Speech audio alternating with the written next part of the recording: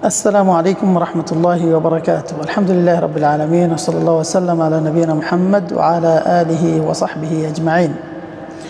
على ولي الأمر أن يولي الأصلح للمنصب. على ولي الأمر أن يولي الأصلح للمنصب। আজকে আমাদের আলোচ্য বিষয় হচ্ছে মুসলমানদের দায়িত্বশীল যিনি বাদশাহ অথবা দায়িত্বশীল, তার জন্য উচিত হবে মানুষের জন্য বা তার জনগণের জন্য এমন কিছু লোক দায়িত্বশীল হিসেবে নিয়োগ দেওয়া যারা তাদের প্রতি বেশি সঠিক এবং সঠিক ব্যক্তিকে সঠিক স্থানে নিয়োগ দেওয়াটাই উচিত। এটা হচ্ছে আমাদের আজকে আলোচ্য বিষয়।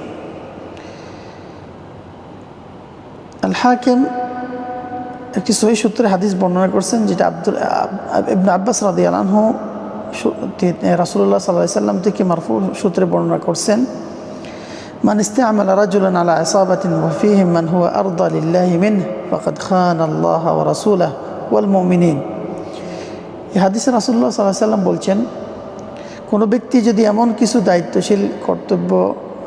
দায়িত্বশীলকে কর্তব্য দেয় যারা নাকি যাদের চাইতে ওই সমাজে আরও বেশি অধিক ভালো এবং যোগ্য লোক রয়েছে, তাহলে এই ব্যক্তি ওই কম যোগ্য ব্যক্তিকে নিয়োগ দেওয়ার কারণে আল্লাহ এবং তার রাসূল এবং মুমিনদের সাথে প্রতারণা করল। এই জন্য উচিত প্রত্যেক ব্যক্তিকে তার স্থান অনুযায়ী তার স্থানে তাকে নিয়োগ দেওয়া, প্রত্যেক ব্যক্তিকে তার যোগ্য স্থানে তাকে নিয়োগ দেওয়া উচিত। অযোগ্য লোককে দায়িত্ব দেওয়ার কারণে মানুষের কষ্ট হয়, মানুষের দায়িত্ব পালন সঠিকভাবে পালন হয় না। এই জন্য যেই স্থানে যেই যোগ্য বেশি তাকেই সেই স্থানে নিয়োগ দেওয়া উচিত।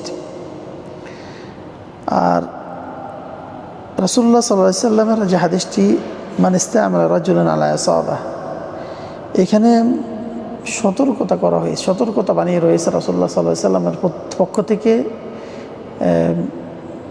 রাষ্ট্রীয়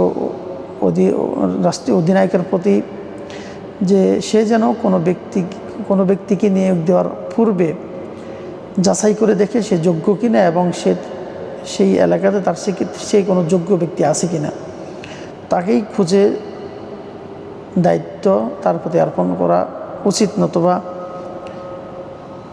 তার পক্ষ থেকে আল্লাহ এবং তার রাসূল এবং মুমিনদের সাথে খেয়ানত হয়ে যাবে। যোগ্য ব্যক্তিকে যোগ্য স্থানে যদি দায়িত্ব দেওয়া হয় তাহলে সে সঠিকভাবে তার দায়িত্ব পালন করবে এবং প্রজাদের প্রতি আমাদের যে রাজাদের যে কর্তব্য থাকবে সেটা সঠিকভাবে পালন হবে। আল্লাহ তাআলা আমাদেরকে সঠিক বুঝ দান করুন, সঠিকভাবে যোগ্য ব্যক্তি নির্ণয় করার তৌফিক এনায়েত করুন। হাদা ওয়া সাল্লাল্লাহু আলাইহি ওয়া সাল্লাম আলা নবিয়িনা মুহাম্মদ ওয়া আলা আলিহি ওয়া সাহবিহি আজমাইন। আসসালামু আলাইকুম ওয়া রাহমাতুল্লাহি ওয়া বারাকাতুহু।